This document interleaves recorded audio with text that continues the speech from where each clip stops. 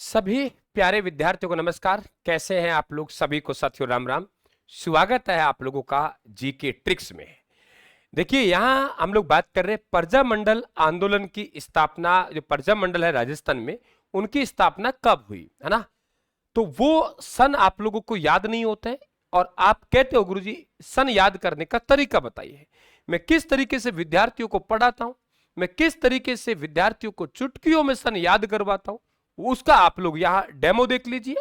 और आप लोगों को ये बिल्कुल आज ये शंका खत्म हो जाएगी कि सर सन याद नहीं होते। तरीका देखिए आप लोग कैसे याद करवाता हूं। राम राम सभी को। आ जाइए आप लोग 1931 में। देखिए 1931 में हमारे पास दो प्रजा मंडलों की स्थापना। प्रजा मंडलों जो भी है उनके सबके सन लिख दिए है ना। एक की बात करें हम लोग तो पहला है हमारा जयपुर प्रजा मंडल। जयपुर प्रजा मंडल की जो स्थापना हुई वो 1931 में हुई, राजस्थान का प्रथम प्रजा मंडल। और दूसरा प्रजा मंडल है बूंदी। बूंदी प्रजा मंडल की स्थापना आपको ट्रिक्स बता रहा हूं, थोड़ी देर रुकिए। यह हमारा बूंदी प्रजा मंडल हो गया। इसके बाद यहां हमारे पास दूसरे नंबर 1934 में हमारे पास एक प्रजा मंडल की स्थापना हुई, वो मारवाड़ प्रजा मंडल। कई विद्यार्थी कहेंगे सर यहां पे सिरोही प्रजा मंडल भी था। देखिए बेटा, सिरोही प्रजा मंडल था लेकिन इसकी स्थापना जो हुई वो बंबई में हुई और कुछ उत्साही नव युवकों ने की है ना। बंबई में हुई स्थापना और कुछ नव आप लोग कहेंगे एक नव युवक थे, उत्साही नव युवक एक दिशा नहीं दे पाए और ये फैल हो गया मामला।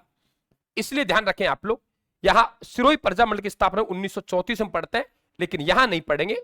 फिर स्थापना 1939 में हुई मारवाड़। और मारवाड़ यहां हम बात करेंगे तो हमारे पास एक प्रजा मंडल बनता है बीकानेर। बीकानेर प्रजा मंडल की स्थापना 1936 में हुई, बीकानेर प्रजा मंडल।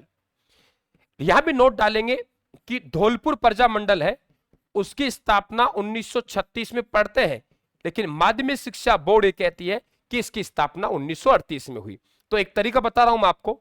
जयपुर की बूंदी को, ट्रिक्स देखिए, जयपुर की बूंदी को मारवाड़ ले गया, बीकानेर खा गया।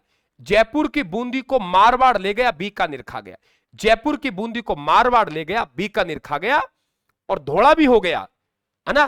तो जयपुर बूंदी की स्थापना 1931 में, मारवाड़ प्रजा मंडल की स्थापना 1934 में और बीकानेर प्रजा मंडल की स्थापना 1936 में। धौलपुर वाली क्या कहानी वो मैंने आपको बता दी। 1938 में हमारे पास 5 प्रजा मंडलों की स्थापना होगी। 1938 में कितने प्रजा मंडलों की?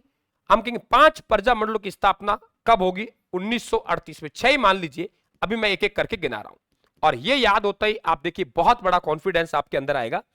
मैंने कहा देखिए भाई, सबसे पहले हमारा जिला धौलपुर आएगा। अब तो डी बन गया, इससे अलग बात है।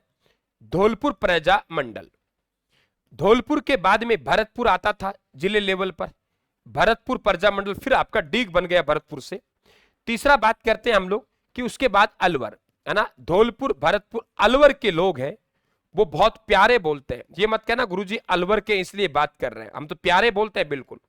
मेवाड़ प्रजा मंडल, मेवाड़ को साहब कहते हैं भाई, बड़े बड़े राजपूत नेता दिए हैं वहां से, महाराणा प्रताप, शाहपुरा। साहब कह के अपना कोटा पूरा करते हैं, यानी प्रजा मंडल कौन सा हो गया? कोटा प्रजा मंडल। तो हमने क्या नाम दिया? धौलपुर भरतपुर के लोग, धौलपुर भरतपुर अलवर के लोग मेवाड़ से साहब कह के अपना कोटा पूरा करते हैं, यानी धौलपुर भरतपुर अलवर मेवाड़ शाहपुरा प्रजा मंडल की स्थापना 1938 में हुई।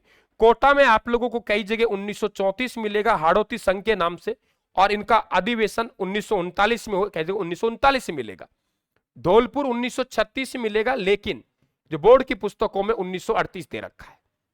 ठीक है, अब तो आपका हौसला बढ़ा होगा। 1939 में हम 3 प्रजा मंडल पढ़ेंगे। 1939 में हमारे पास एक है करौली प्रजा मंडल, करौली प्रजा मंडल, करौली प्रजा मंडल। दूसरा हमारा है करौली किशनगढ़ प्रजा मंडल, करौली प्रजा मंडल। दूसरा हमारा है किशनगढ़ प्रजा मंडल, है ना।